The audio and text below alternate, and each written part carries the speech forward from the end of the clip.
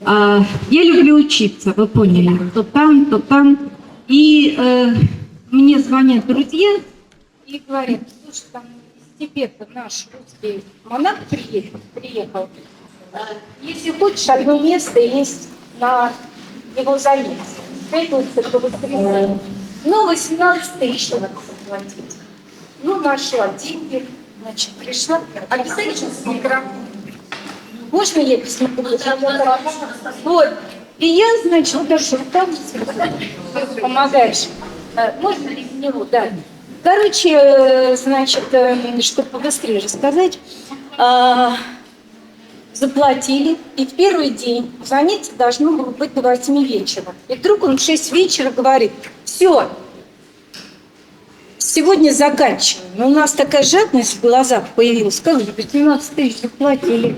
Давай читай до 8. Ты что там это? А он такую фразу, которая у меня осталась в голове, сказал: у вас сегодня больше нет объема.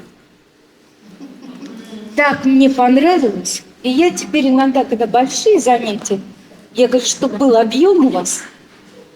Значит, я сейчас вам неожиданно так начну. Предлагаю всем встать. Бросайте сумки. Всем встать. Смотрите, тибетские монахи хранят знания. А им сказали: придет время и придет человек, которому ты это знание передашь. А они же сидят, им же надо, чтобы кровообращение, все. И они себя бьют палками. Мы палками бить не будем, мы будем руками. Значит, повторите за мной. Вот, по голове, дальше спускаем, по плечам. Руку так, бьешь, переворачиваем. Другую переворачиваем. Себя, как снег, не жалеете. Опускаемся внутри ноги, вот так, идем до конца. Дальше ешь. Ой, я там, ты что стояла? Себя как следует подвинуть. Это почаще. Все. Кровообращение пошло. Все, объем есть. Через часов повторите, пожалуйста. Вот, это видите, спасибо, будем делать. Про это поняли, да? Ага. Вот идет базовая схема образования, и самое главное — мышление. Вот, качество мышления. То есть, как ты понял и как ты запомнил. Вот это самое главное. Мы с вами, библиотека может развивать. Я в первой части говорила. Дальше. Это, например, сформулировали наши коллеги в Австралии.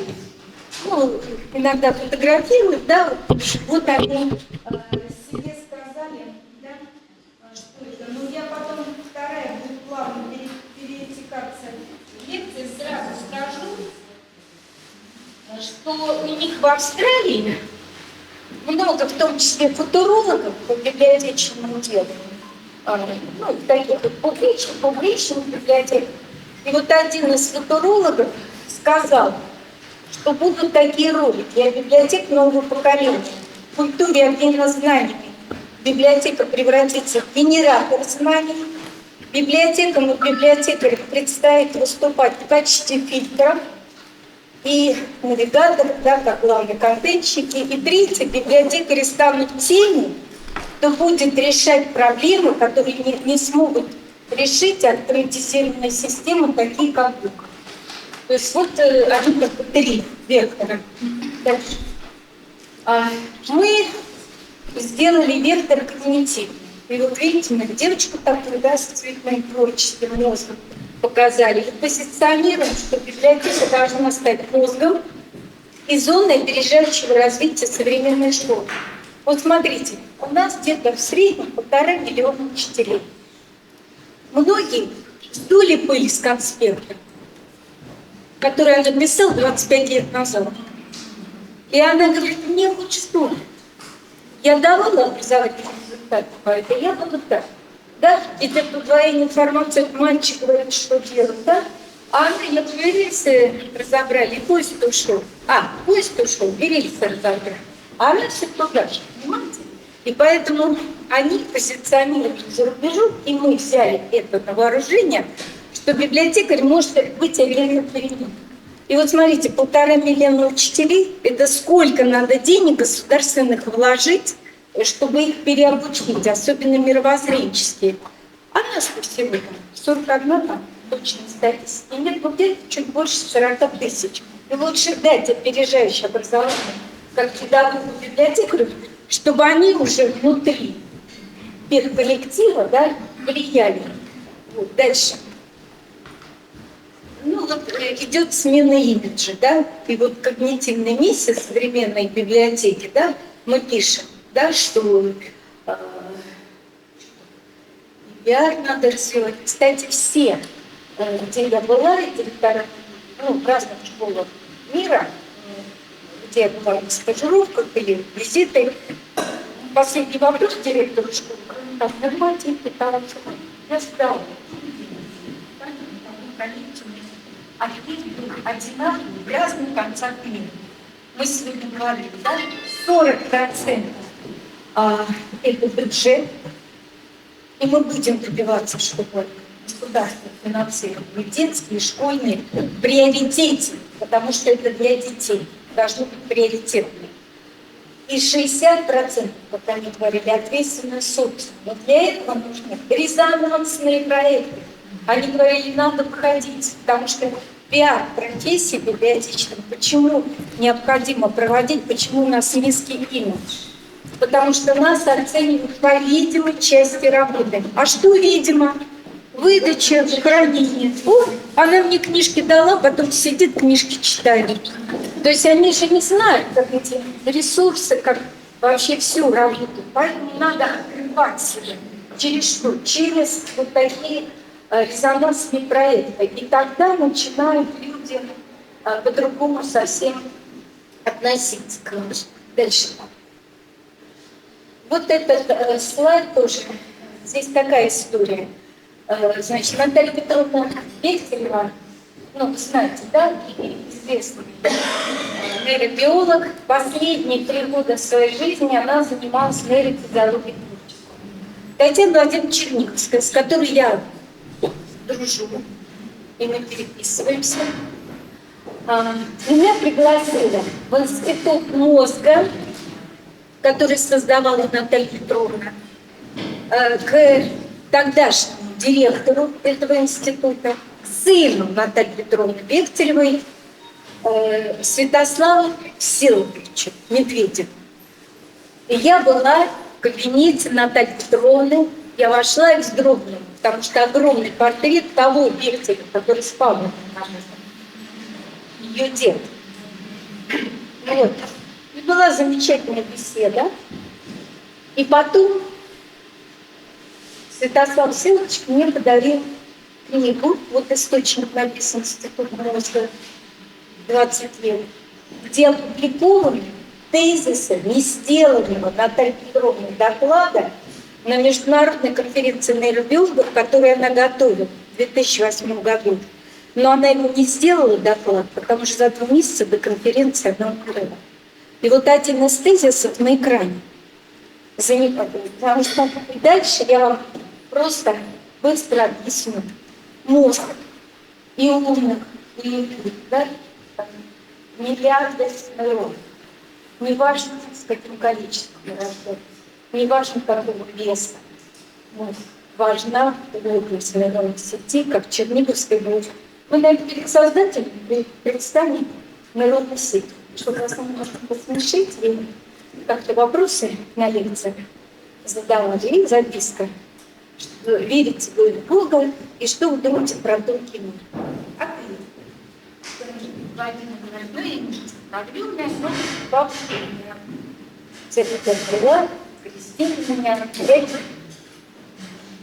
Про тонкий мир. Она говорит, у меня один вопрос. Мы все узнаем про него. Но у меня один вопрос. Как нас там расселяют? По интересам, по алфавиту. Или опять к родственникам? Вот они такие интересные. интеллигентны, понимаете, они умеют посмеяться. Вот эта самоирония. Я иногда писателей хочу слушать, когда совсем депрессия, все. Включаю интервью, он тоже говорит, что отличались тем, что он посылал как бы в этом выживать, да, чтобы свое достоинство смеяться. И вот эта самоирония – это отличительная черта. И у Медведева то же самое. Он все время шутил. Он говорит, да, шли километры в Америке на международной конференции нейробиологов. И там вот эти вот стендовые доклады. Несколько километров. Жуть. Все узнали. Как что, а как работает мозг, до сих пор не понимаю. Вот. И как вот это прокомментировать? Задача. Мозг бросается на нее весь. Когда говорят 5-7%, не слушайте. Весь бросается на задачу. Какие-то нейроны эту задачу вашу решили. И создалась нейронная сеть. Самое главное, они говорят, что мозг – это не компьютер, а это гиперсеть. Сеть сетей, сетей, сетей. И все время вот мы сейчас, как Татьяна Владимировна говорит, вот мы сейчас сидим, учимся с вами, и у нас эта нейронная сеть развивается. Что получается? Если ты в стереотипе, да, ребенка держишь сама, да, ну это сложно. Я папа мощный. Что получается? И он не читает сложные тексты, он читает то, что, знаете, статистику сейчас современную. Вот, поверхность, все такое. А глубины нет. И вот опять задача простая. Эти нейроны говорят, спокойно. Мы это умеем делать. И получается меньшее время. Понимаете? Сложный мир усложняется, а ты вот такой вот сетью его входишь. Да плюс не читаешь, у тебя ты завтра молюсь. Поэтому только творчество развивает целиком мозг и дает. Когда я читаю, стащили его мозг. Потом нашелся. Стали изучать его. Отличительная была от всех остальных плотностью нейронной сети. Плотностью. Вот это место было самое разработанное. То есть это доказанный факт. Они мне рассказывали, они мне сказали, Татьяна, знаешь, есть факты научные, есть интерпретаторы фактов, а есть интерпретаторы. И вот это не читай. И поэтому Татьяну Владимировну отправили от науки популярно, да, вот она это. И это очень тяжело на языке простом рассказывать, и она вот как-то уже в лекциях, и мне как бы в крестьянской библиотеке так случилось, что я в вип-зону попала. Ну и стою курс, там с какими-то вкусняшками пью. И вдруг входит Черниговская. Я говорю, ура, давай вместе за стол. Все, стоим, разговариваем. Я говорю, ну у вас такая популярность. Она, что? На прошлой неделе пошла за кислой капустой на рынок.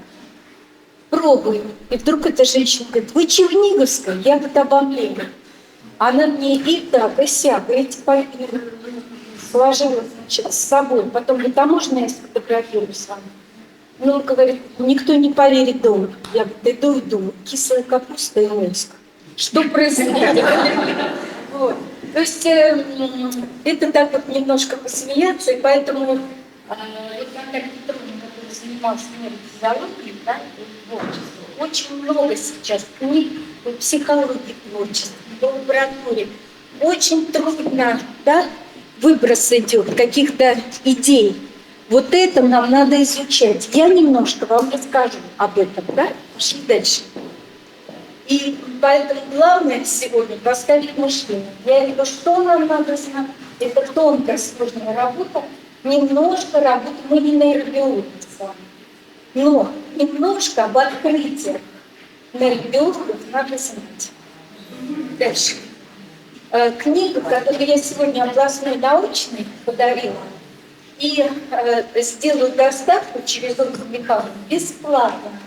часть тиража отдает издатель и Сергей Фролов, который написал замечательно простым языком об искусственном интеллекте, что это просто софт, это просто был маркетинговый проект, это железо. И для того, чтобы не думали, что вот теперь роботы за нас будут все делать, они дополняют нас только с левой стороны. Только все, что можно автоматизировать. И нас опережают по скоростям. А вот все остальное, креатив, творчество, это правое полушарие. И поэтому в этой книге приводится прогноз футурологов мира, например, Рэй Курцвелл, знаменитый футуролог, он работает в Google. И он, значит, говорит, что искусственный интеллект, у них такое выражение есть, уровня сложности человека будет не раньше 29 года. И поэтому я все время повторяю на разных площадках. Мы придумали проект «Библиокванторий». Вот. Почему нельзя без культурной площадки обучать ребят робототехники? Потому что доказано учеными, что не наука дотянулась до открытия, а культура. И Татьяна Владимировна все время в пример приводит Эйнштейна, который плохо играл на скрипке, но играл. А вы знаете, что Дмитрий Иванович Менделеев, чем на досуге занимался? Он шил чемодан. И некоторые его в Санкт-Петербурге знали, как что он по чемодану, не то что химия. То есть они все занимались чем-то, что связано с культурой. Потому что Татьяна Владимировна говорит, культура, искусство – это не бантик и не розочка на тортике. Это обязательная среда для ученых. И поэтому я объясняю, что библиотека – это очень хорошая среда, в которой, помните, я сегодня в этом выступлении сказала, что это не генетическая способность, культурная способность, да, ребенка, что это можно развивать, но нужна для этого среда. Про книжку сказать, задаться делать. Дальше. Вот посмотрите слева цитата Владимира Владимировича Путина. Это из доклада, который он сделал. И он сказал о природоподобных технологиях. Это тоже тренд. Вы будете все чаще и чаще слышать природосообразные, природоподобные технологии. Тоже я вам расширяю контекст, в котором наша профессия и работа. Дальше. Вот то, что ученые все говорили и говорят. Тысячелетия они изучали, как человек творческий развивается. И что самое главное, не штабеляем в тебя укладывать информацию, а чтобы был мозг хорошо организован. Поэтому сегодня на эту книгу, на эту тему очень много книг. Просто я хочу побольше вам сказать, я боюсь, что и конкретику уйду, но поверьте, это тоже такая вот сейчас трендовая. И хотя возьмите, чем я сказать, я не люблю отлично. Потому что они как бы штабелями сложены, а думать не умеют. Поэтому следующее. Здесь вот это эволюционирование, да, я проходила как экскурс. О чем это? Видно? Да? Этот слайд говорит, что мы вместе с животными в результате эволюции, да, все время мозг развивался. Два контура мы прошли вместе с животными, но до сих пор мы слышим, что у них эмпатия выше, и они нам иногда показывают пример. Понимаете? А, например, очень много ученых занимается животными, например, воронами. И даже Черниговская приводит пример. Наверное, слышали, да? Вороне не давали пить. И дали потом стакан, где была камешки на полу. Да, и вокруг камни. И она вот это, да, Архимеда, по-моему, да? Она решила. Поэтому думают, что мы самые главные на Земле, это большой вопрос. И они нам примеры, как они заботятся. Мы, например, в Африке были с российской делегацией, переехали после Конгресса, и нам вот этот сафари устраивали. Ну и ехали, и там видно, вот так тихо, да, мы фотографировали. И вот рассказали историю про слонов. Я как буду читать, я это писала. Шли слоны, 60 градусов было жары летом. И один слоненок маленький упал. Никто же солнечный удар был. И все слоны вернулись, встали в круг. Мы ведь не поняли, что они делают. Они ему создали тень. И когда он пришел в себя, они его там хоботом погладили, дальше к воде пошли. То есть вот это и много историй рассказывали, которые нас потрясли, как живут. Так вот, мы с ними до второго уровня дошли. А дальше до 4-го. Посередине с 5 по 8. Это не линейно. У них открытия все были. И вот на каждый конкурс у меня есть текст.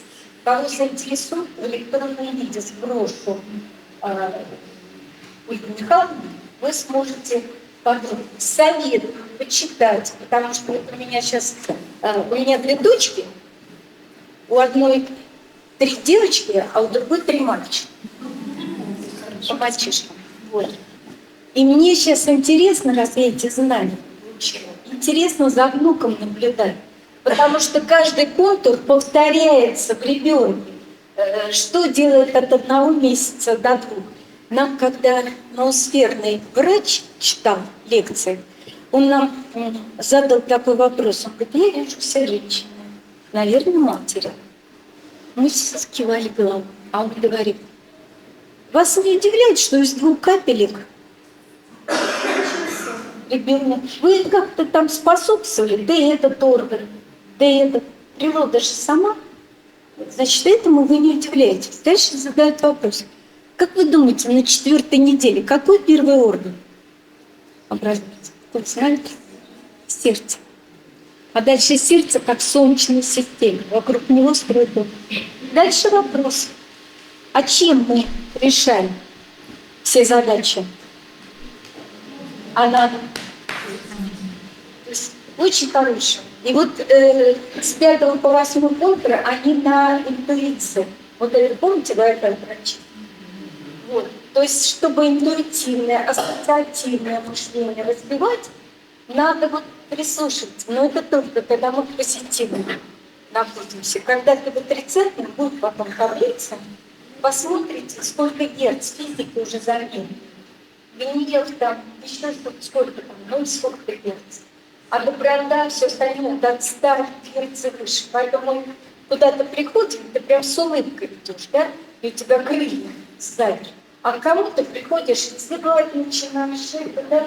Потому что негатив. Вот, и вот надо переходить. Так, про мозг хватит. Дальше.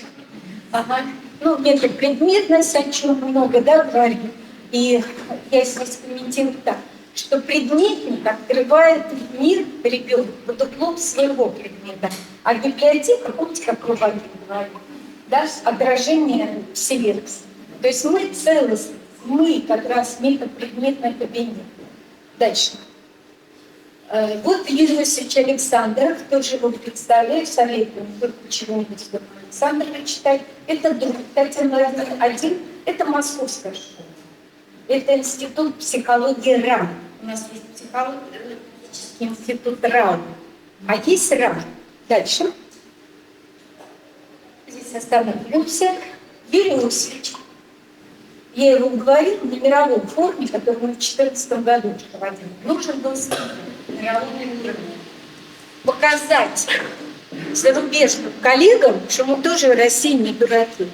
И я Медведев уезжал, говорит, Татьяна Владимировна не смогла. Говорит, давай Юрий Иосифович попросим. Я же он одного калибра сидит. А он мне говорит, Татьяна, ну знаешь, такая возможность, 5 континентов. Можно я эксперимент в зале проведу? Я сейчас этот эксперимент вам показываю. Значит, слайд, корова, вверху курица, внизу трава. И он просит проголосовать тех, у кого корова ассоциируется с травой. Пожалуйста, видите, у кого с травой. Максим, сейчас вы там знаете. У кого с курицей? Да. Это, знаете, мы в курсе делали, сидел министр образования и ректор РУ. Я когда потом сейчас нажмем, вы увидите. Они потом кофе-брейк там был, они говорят: Татьяна, а мы как дураки с министром на курицу проголосовали. Я говорю: да. Ну вот, нажимайте. Дальше. Холистический – это творческий тип мышления. То есть в России, он сказал, 85% это холизм, творчество, и только 15% аналитика. Слушайте, я повернулась в зале, когда вот это было для мирового. Можете себе представить? Весь Юго-Восток, у нас только Япония было 18 человек. Вся Россия, весь Юго-Восток – трава. Весь Запад поднял на курицу. Дальше какой вывод? Давай дальше. Ой, нет, вот это, оставите. Дальше какой вывод? Он говорит, почему мы космические эти системы создаем, да? А кофеварки там, еще что-то, все на Западе. Потому что вот у них такая задача. Понимаете? И сегодня, когда Сколково начало вот этот механизм, вот это выше школы, там, во всем, мы говорим, не надо вот этого ломать, потому что мы суперкреативная нация. И у нас это и в странах Юго-Востока. И дальше Юрий Иосифович показал, что троечники, они холисты. Почему Татьяна Владимировна вот этих вот ребят приглашает в проектную деятельность не отлично.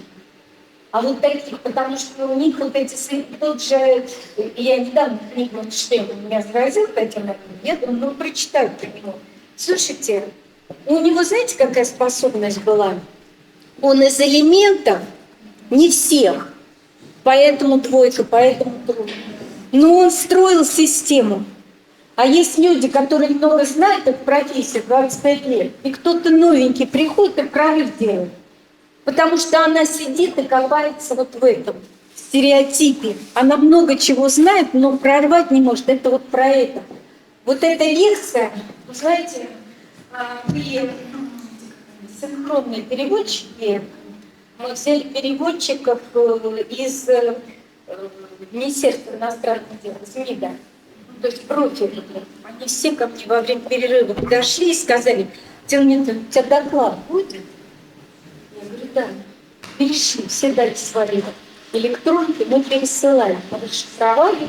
Все, у меня этот доклад есть. Поэтому тоже, да, тоже перешлю, а вы обязательно прочитаете, что нам что? Поэтому очень интересный вывод, и нам для обслуживания деток, да, очень важно это знать. Не ругать иногда, а присматриваться, да, протестировать. В нем заложено огромное это. Он сказал, только в Финляндии меня сбили 50-50. А студентам, теперь, которые читают на первом курсе, он проводит этот тест, и он говорит, я так радуюсь этим 15%, потому что они будут дополнять. То есть мы по системе дополнения. И когда я ему сказала цитату любимую Юрия Михайловича Лотмана, он мне говорит, спеши слова. Значит, цитата такая. Мир держится на разнообразии. И хорошо, что мы все разные. Потому что каждый из нас лишь часть истины, а вместе мы путь к ней.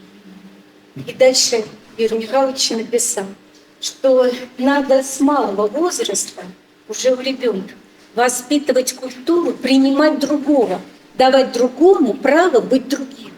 А мы всех выравниваем. Поэтому это очень важно, особенно сегодня. Понимаете?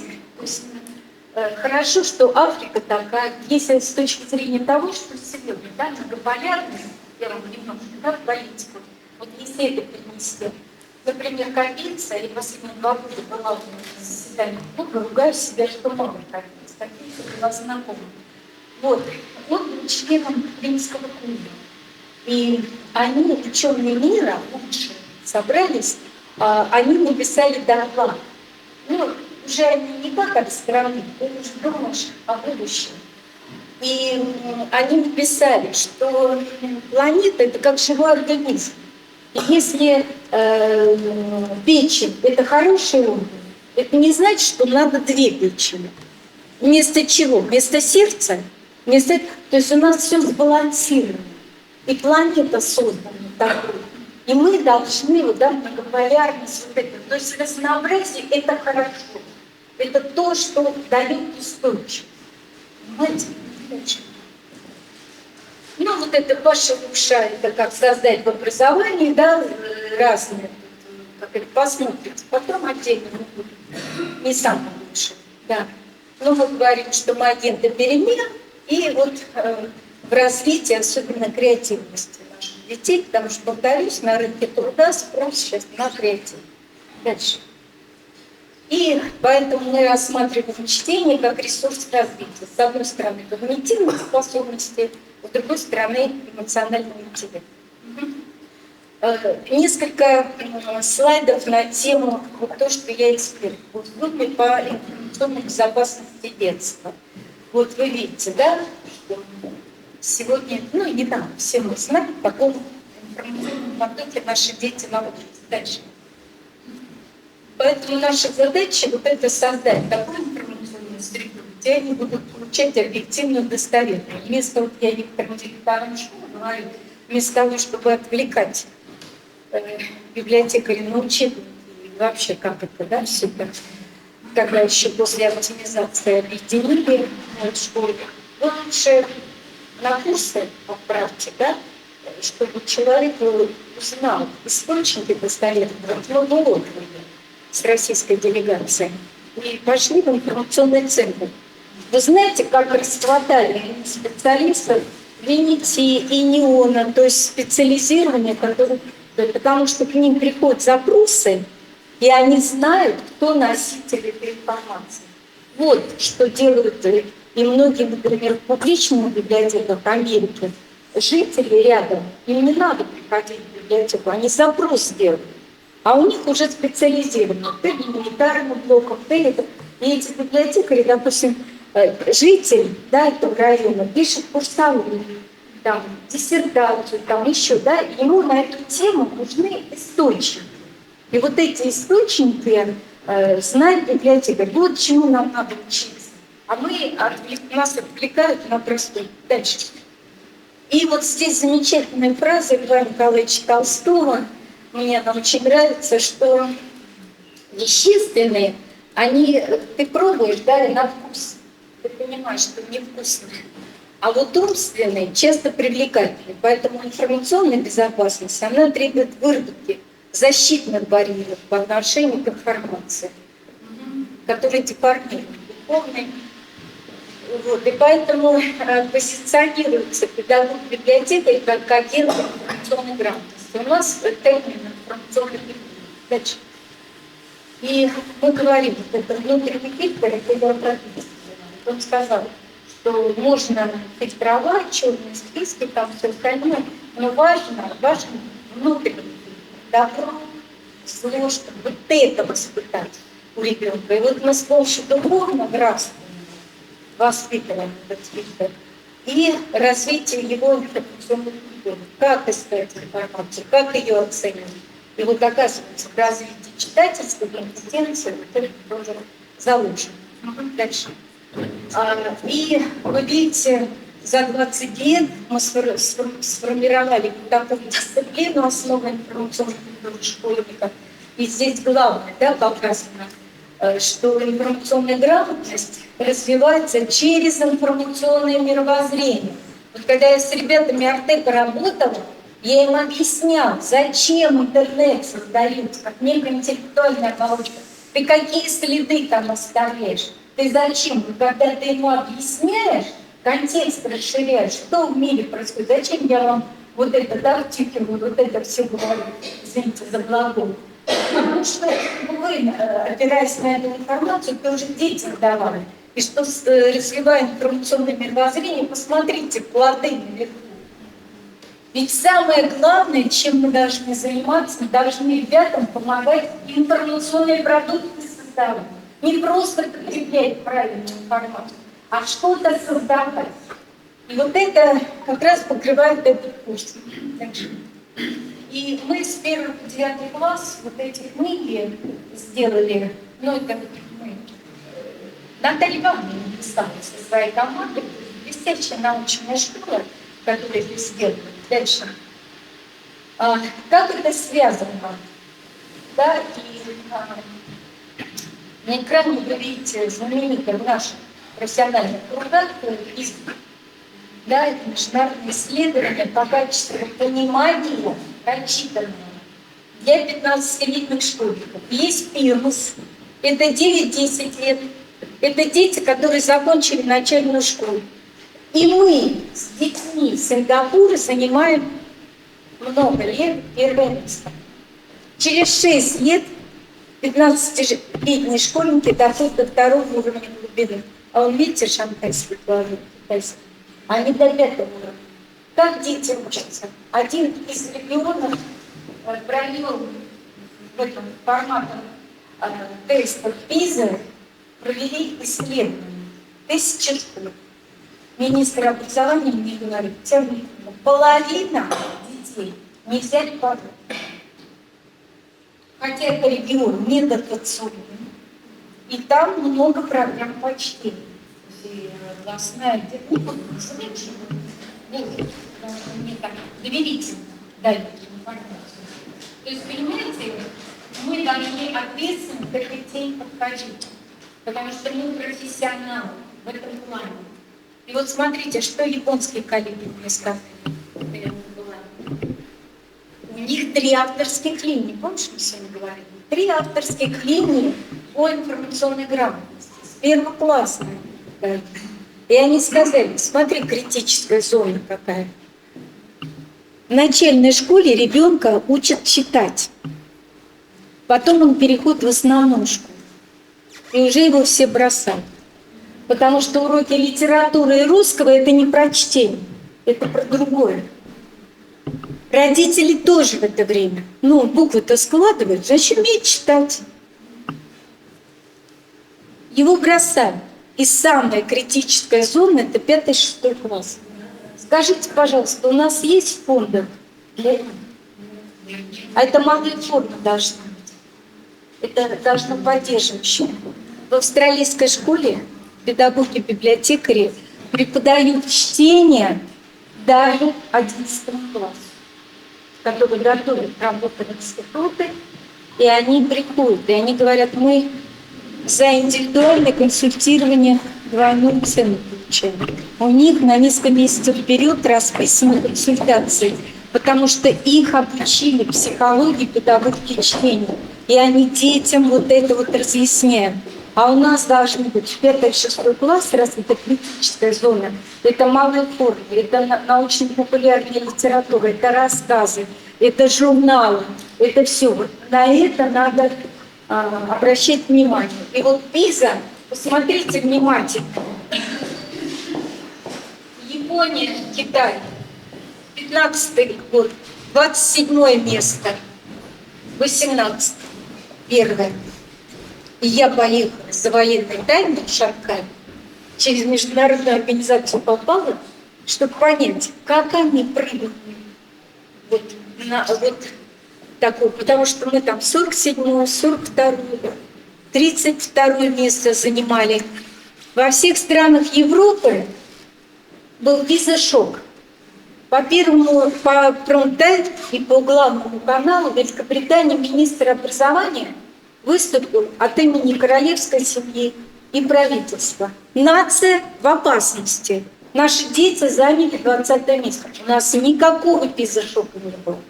У нас в это время и сейчас показывают олимпиадников. А сколько у нас одаренных детей? 5-10%, а 90%. В Германии был виза-шок. Япония расстроена, что не первое место. То есть это индекс качества мышления. Вот это вот ПИЗа – это очень серьезное исследование, хотя его там критикуют наши, но это все равно показатель. Дальше. А? Дальше. Ну, разговор о важном. Все знаете, так что ставим. Дальше. Юрий Михайлович Волк, когда ему задали вопрос, как вы воспитаете интеллигента, ну, есть же образованный механик, поэтому не просто образованный, а воспитанный, да? Человек, который внутренней культуре, тебе комфортно с ним рядом. Вот. Оказывается, надо иметь только два условия. Иметь возможность разговаривать с умным человеком и читать умные книги. Вот мы слушаем в интернете Татьяна Владимировича, да? Я перед отъездом к вам, Ольга Михайловна знает, я с чемоданом приехала в одно место, где проходил интеллектуальный клуб, меня пригласили. Там был Никита Сергеевич Михалков. Мне удалось даже меня потом подойти с ним, переговорить, я уже переоделась, брюки во все. И думаю, как жалко, потому что я из зала ушла, я смотрю до Домодедово, пробки, думаю, вдруг опоздаю к вам. Вот, переоделась, чемодан упаковываю на первом этаже и иду. Мне повезло. Но я смотрю, я думаю, ладно, подожди, перед ним нельзя. Да, балдыш. И вот обратно вышел, я с ним поговорила.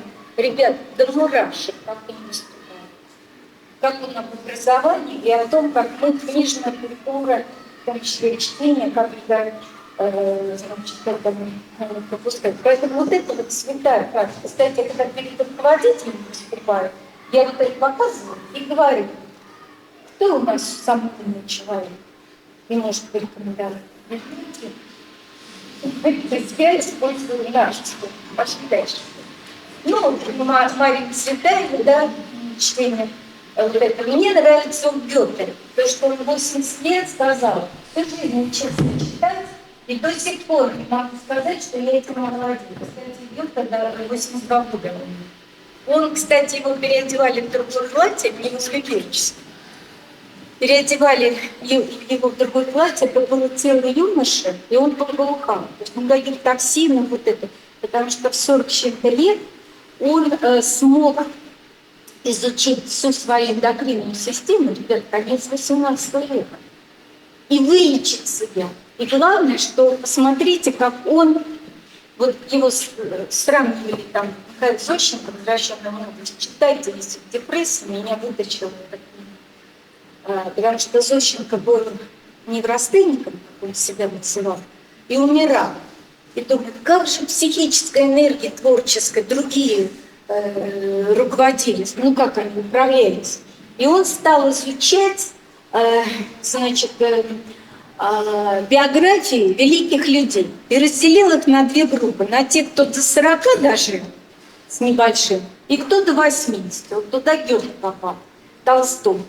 И вывел такой, запомните, я все-таки пенсионер, да? Ну, значит, какой вывод он сделал? Сейчас по-другому, с другого бока зайду. Гёте, когда ему предложили быть придворным министром, а ему все претило, он себе сказал, я буду обогащающим элементом. То есть он эти трудности, понимаете, осмыслил для себя. И он не сопротивлялся. И Зощенко сравнивает с Пушкиным, которому все претило, и последние 2 года он искал способ, как уйти. И вывод там такой, читайте эту книгу, это прям настольная должна быть, особенно для женщин. Значит, главное из этого вывод какой, что если пространство твоей реализации сама уменьшаешь или даешь другим, оно меньше, чем масштаб твоей личности, то есть у тебя ресурсы, не мы же так видим, нам же Бог нас видит, да? Вот. Если у тебя этот масштаб больше, чем пространство реализации, от начала конца. То есть нельзя себе сужать простое вот это дело, понимаете? И поэтому все, кто до 80 дальше прожили, они все обладали вот этой способностью не сопротивляться жизни, а наоборот находить. И я себе теперь говорю, я обогащающая. И так нехорошо на душе. И все, и пошла. Пошли дальше. Как книга-то называется? «Возвращенная молодость». Зощенко. Он вылечился таким образом. Вот. И книга очень многих подруг есть депрессия, очень возвращенная молодость. Там заодно очень много для нас, для профессии описателей. Ну, например, я удивилась, что Лев Николаевич Толстой в конце прятал от себя ружье. Охотника. Ну, то есть все, понимаете, психи. Все мы психи, да? Вот эта замечательная Екатерина Юрьевна Геймана, такой программа ушла от нас.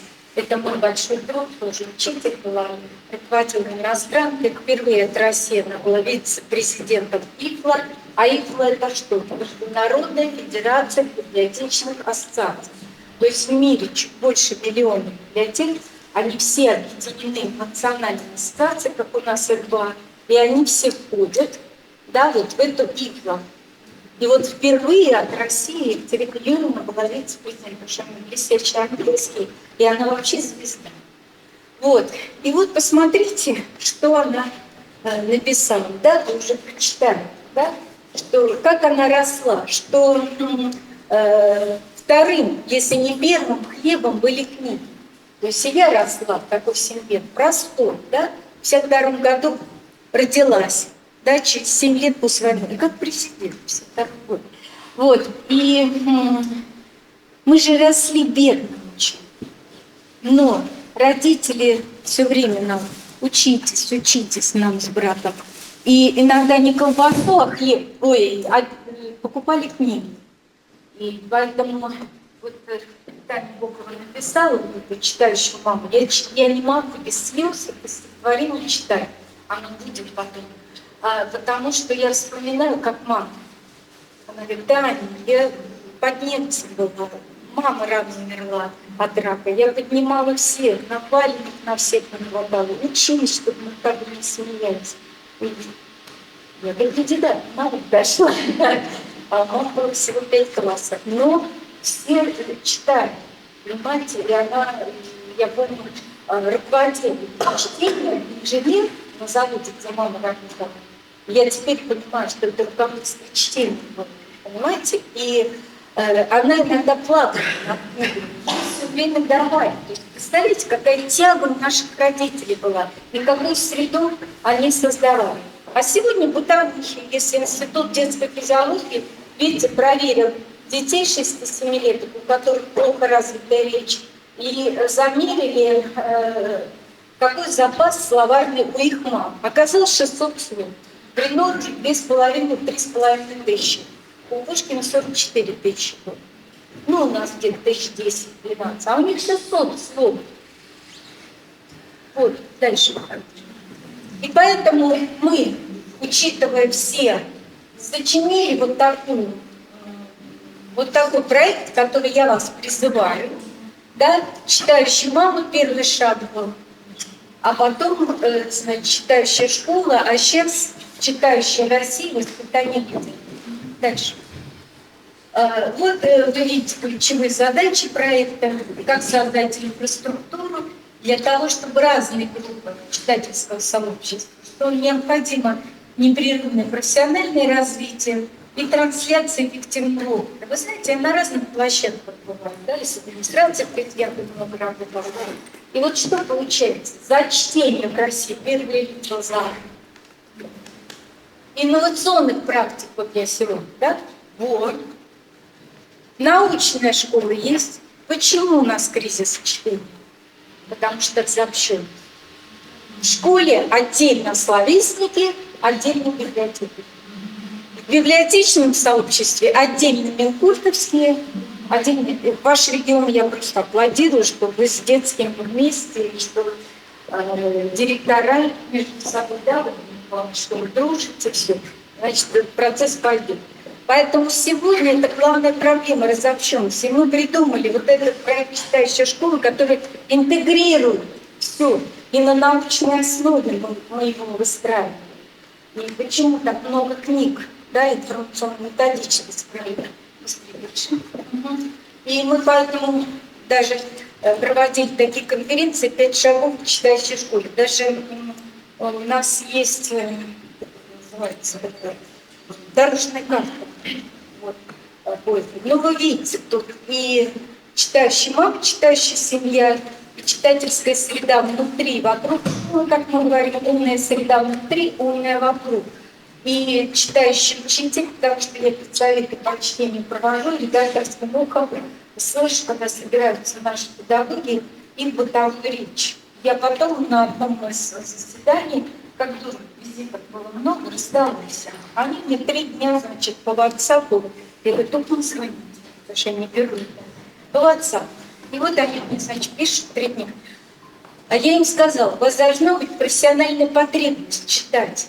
Неважно, математика, физика, не обязательно словесник, но каким языком, не образом, ты объясняешь предмет, как тебя поймет ребенок.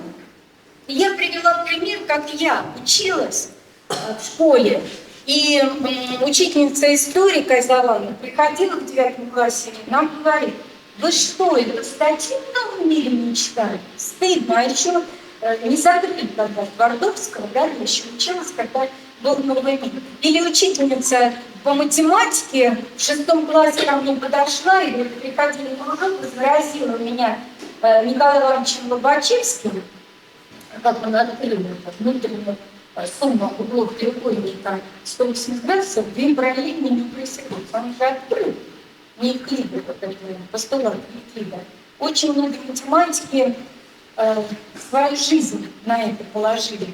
В Германии, Гаусс, там, помните, да? А он ему вдруг отдал от кафедры обсерватории, короче, лечебного, и он ночью смотрел, вот это осталочка, помните, я рассказывала? Он перенос этого взял из 3 звезд, треугольник сделал, замерил, и оказалось, параллельные прямые пересекаются. И сейчас математики-баллистики для этих кораблей наших рассчитывают все на его геометрии. То есть, представляете, конец 18 века, там, начало 19, он открытие сделал, что нелинейное пространство. То есть это гений. Но я еще его люблю за то, что он, значит, сейчас скажу, тороплюсь, он когда стал ректором Казанского университета, тогда же и в 19 веке было гораздо труднее получить звание главного библиотекаря. Труднее, чем академик. И он подписывал свои документы, главный библиотекарь, дальше ректор университета. И когда я в 30 лет в Казань приехала, а мне говорят, Татьяна Дмитриевна, какую вам культурную программу? Я говорю, мне на Старое кладбище. Они так удивились. Я нашла могилу Николая Ивановича и цветы положили в старинное кладбище. То есть, представляете, мне в 6 классе учитель математики эту прививку дала, так она список с библиотекарем сделала, то, что за страницами учебника, да, и еще мне из других библиотек, я вот такую статью Вачевского прочитала. Вот это учителя, понимаете, которые сами читали, и нам учат. Поэтому мы на площадках природной школы, читающей школы проводим не только родительские собрания по чтению, но и советы по чтению. И плюс мы делаем вот это старшеклассники волонтеры чтения, маленькие посвященные читайки, то есть стараемся все группы. Ну и привлекать социум, да, как мы говорим, ответственное социум, осознанное родительство. Сейчас модные слова. Вот это тоже родительство.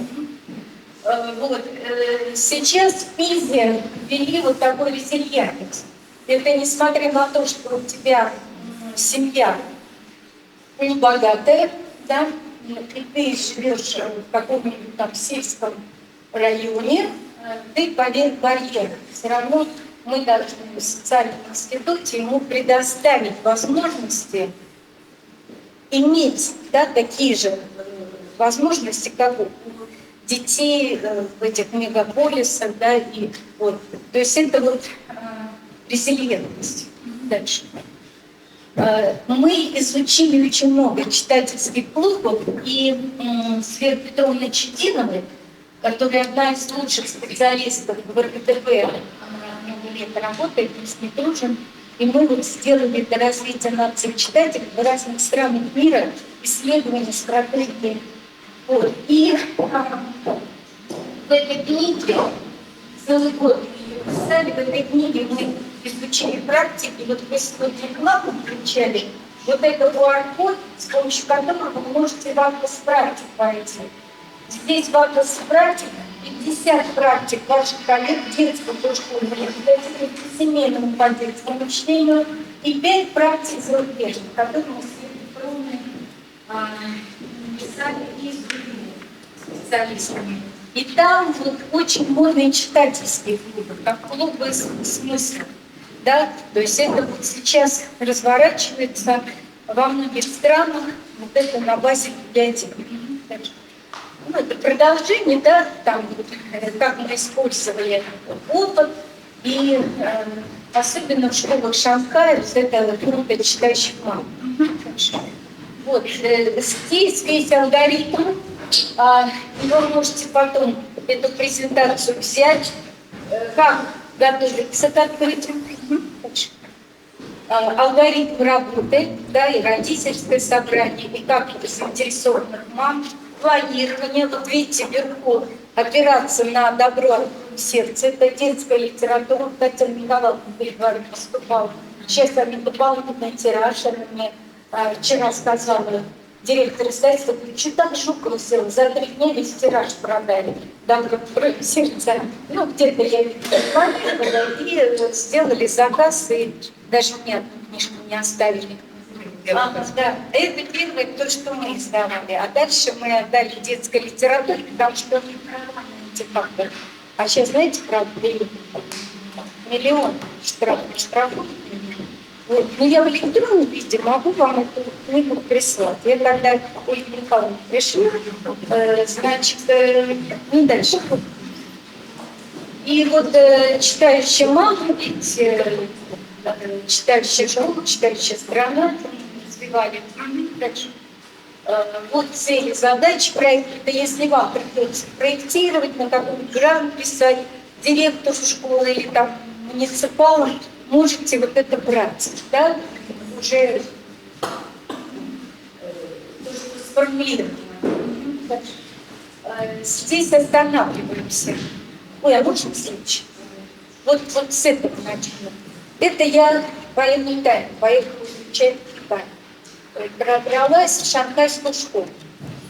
И через международную организацию, потому что они закрыты, школы там для иностранцев. Да, вот. И вот я с директором выясняю, как они стали лучше. Он сказал, что нам было приказано, кроме учительских, открыть родительские в каждой школе. И родительскую назвать комнатой мам. Я ему говорю, види, мы пришли вот в эту комнату. Ну, как неудачно. Фотографировали меня. Ну, вот у них там стулья на стуле, в общем, потом шкаф с методической литературой и большая такая доска на одной стене и фотографии этого клуба. И, значит, вверху иероглифами, я говорю, то что, девиз, я говорю, переведи. Значит, переводит, развивай в своем ребенке творческого читателя, ты даешь ему жизненную энергию. Вот, правда? И это прям поругательство. И в Японии также к чтению относятся не как западники. Мне Елена Ивановна завещала. Она говорит, на нашем поле специалистов по чтению есть те, кто продолжает отечественные традиции, педагогики и психологии чтения. Есть западники, которые с текстами работают, поверхностно. В России всегда глубже. Это еще развитие духа, духовно-нравственное. То есть это Стасин Рубакин, Островновский, сейчас вернемся к нему. И вот смотрите, что они делают. Маму подготовленную, одна из мам подготовленных, в пятницу читает детям. Дети определяют лучшую маму месяца. Дальше лучшая мама года. Во всех школах, начинают школу на школу, приходят целыми семьями. И директор школы говорит: у меня никто не читал. Дети не читали, библиотека слабая была, учителя не читали. Теперь у меня педсовет начинает школьную библиотеку. Я говорю: что говорит? О культуре. Он говорит: информацию. Какие книги, какие спектакли. То есть это школа. Дальше. Стали приносить книги. Он мне показывает книгу и говорит: вот здесь знаешь, что написано? Что я, будучи подростком, прочитала эту книгу, она меня восхитила, и он говорит: у тебя есть такое? Я говорю: да, «Два капитана», Кавелин. Вот. И я поняла, что надо, когда даешь, надо было написать, как он про героя. Борец листать, найти, не сдаваться, да, про Саньку Григорьевича. Что в школе произошло? Дети узнали, что их директор прочитал когда-то эту книгу. Стал директором школы, значит, ему надо прочитать. И у них очередь. И он родителям объявил, 50 книг купили. И у них прям, знаете, я прошла по школе, школу библиотеку. То есть в коридорах, предметных классах огромная библиотека. И наверху огромная библиотека. Соревнования эти шли. Дальше стали журналисты приходить, потому что много было эмоций. И телевидение организовало интеллектуальное шоу. И таким образом они регион сделали читающим. И у него и библиотека шикарная. И все стали читать. И что, как читать? Помните, я вам рассказывала про Дэна Джоя, да? Который запекли. Вот это одна книга, одна школа. Такой приветик от него был в шанхайской школе. У них розовое стекло такое рифленое, и на нем стикеры двух цветов. Один цвет, он говорит, сегодняшний, например, голубой, а вчера то, что приклеивали, это розовое были. Что это такое? Они всей школой прочитали одну книгу. Родители, учителя и учащиеся инкогнито приносили свои впечатления. И дети бегали на переменках прочитать новое. И вот так они углубляли смысл, понимаете? То есть, и когда, например, Ирина Ивановна проводила родительские собрания по чтению, мы сидели вот так, как дети. Она мне так сидит, говорит: что нас все кормит, мы что с тобой приехали сюда? Я говорю: да гостеприимный краснодарский народ там. Что? Я говорю: Ирина Ивановна, да не переживай. Потом, зал, говорит, человек на 300. Как я буду родительское собрание проводить? А у нас в начале там конференции, директора школ приехали, еще что-то там, показывали библиотеку. Вот. Я говорю: да, сейчас отползут, не переживайте. Как раз останется, приходим, представленные стульчики. Мало того, что весь сад. Я директор школы говорю: это кто? Учителя. Закончили, они что же? Папа, мама, бабушка, дедушка. Ни у кого дети не читают. И вот Ирина Ивановна нам проводит это родительское собрание. Например, на Золушке. Я могу потом, мы же проводили, и сценарий этого урока, значит, есть. Так жалко, без нее тяжко мне, очень. Вот, и она задает вопрос. Ну, расскажите, пожалуйста, что вы думаете? Ну, она такая, да, говорит, так, добрая, отзывчивая, там, много работает. Ну, сейчас, если было время, мы с вами тоже поговорим. А она вдруг нам говорит: ну, это правильно, это все на поверхности. Давайте получше поговорим. Ну, это как? И вот это как потом щедрое дерево, но меньше 2 минут его обсуждали, вернее, читали. Обсуждали 1,5 часа. То есть она дала вот этот ключ. И одна мама подходит ко мне, я запомнила это, а у нее прям следы, что пьет, такая беззубая, молодая еще. Ну, мне директор школы потом говорит: у нее 5 детей, от разных там, и все. Она стоит, и я говорю: что вы хотите? Да к ней хочу подойти, а вокруг там дружили и реклама. А я говорю: ну, скажите, я передам. Она: да нет, я ей руки хотела поцеловать. Как же она мне помогла? Ведь и денег не надо, золотой ключик лежит. Я же эту сказку-то сейчас достану, все посажу.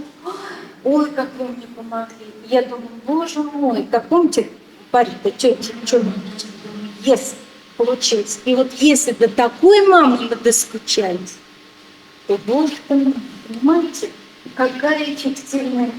И что Ирина Ивановна сделала? Переключаемся на острогожку. Ага. Я приезжаю в Шанхай. Рассказываю закрыт. А она мне говорит, успокойся. У нас до революции был такой Виктор Петрович Острогожский, который 15 лет словесником отработал, разочаровался в уроках литературы, создал журнал и стал писать письма маме. Материнское чтение вообще-то у нас с 18 века. И 19 золотой век, потому что было просто принципиально важно. Кстати, какие традиции были до революции? В 15 году, в 1915 до революции, каталог «Что читать» был большим тиражом, чем роман Льва Николаевича Толстого. То есть, понимаете, какая культура была. Стыдно учиться было только по учебнику. И вот Острогожский вывел проблему кризиса детского чтения. Он сказал, в треугольнике автор произведения, читатель на уроках литературы давит на ребенка, расскажи про автора, расскажи про произведение, а главное, что ребенок чувствует, читатель. Но он стал писать подсказки. Ирина Ивановна летом работает над книгой «Добро откроет сердце» и пишет мне, Татьяна Дмитриевна, я, конечно, не Острогожский, но пока маразма нет, все-таки пишу вопросы. То есть эта книга чем методически? Во-первых, Ирина Ивановна 50 лет преподавала психологию и педагогику чтения. И она смогла отобрать жанр рассказа короткого, чтобы ребенок не убежал к компьютеру и к телевизору. Но в нем запечатанное то, что Татьяна Николаевна, выступая, вам рассказывала, да, совесть там и так далее, по каким. То есть это матрица. Вы можете туда свои добавлять произведения. Но в конце каждого произведения есть вопросы, которые мамы могут после прочтения этого короткого рассказа, значит, ребенку задать. И дети зависают. Поэтому родилась вот эта акция «Обнимем ребенка с книгой». И мы в этой декларации говорим, что ребенка не может обнять компьютер и телевизор так, как можешь ты с книгой. И мы вам даем «Добро откроет сердце», вот эту книгу, чтобы вы читали вот эти рассказы и обсуждали, потому что это еще и развитие, да, духовно-нравственного, потому что и там есть балка осенних. Так вот, на Камчатке ближе не случилось, где мы там все это было, куда мы летели с Ириной Ивановной, ключевые слова искали с ней, родительское собрание. Мне потом муниципал рассказывали. Но мы, говорит, провели всю эту работу, и на самую читающую маму сделали конкурс. 2 дня по телевидению крутили. Он говорит, как в твоем Шанхае. Победила мама, которая читала бабку Асию. В зале, говорит, хлюпали даже мужики. Потому что мы учим еще не просто, что читать, но как читать. И вот оказывается, что когда человек развивался, то речь появилась, да, и речь несколько десятков тысяч лет. А интонации миллионы лет. Поэтому мы сканируем информацию иногда с интонацией. Там тебе сказал там спокойной ночи, а вы обиделись. Да что сказал? Как ты сказал? И поэтому дети не расшифровывают мысли и смыслы. Мы говорим, читай в тех местах, где запечатан смысл, так, чтобы ребенок там, ну да, вот что называется. И вот поэтому Острогожского, да, мы запомнили. поэтому проект идет у нас, потому что мы взяли форму китайскую, а вложили в нее наше российское металлургия. Ну и вот вы же видите, в разных регионах у нас пошел этот проект. Первый в Краснодаре, вот эта комната читающая мама была открыта. Вот эта книга «Добро откроем», видите, эти, ну, совесть, суд над собой. Вот. Вот такие книги мы соревнования сделали, и можно все в электронном, что есть покупайте, потому что это уже дефицит, уже все разбирают. Вот. Также написано,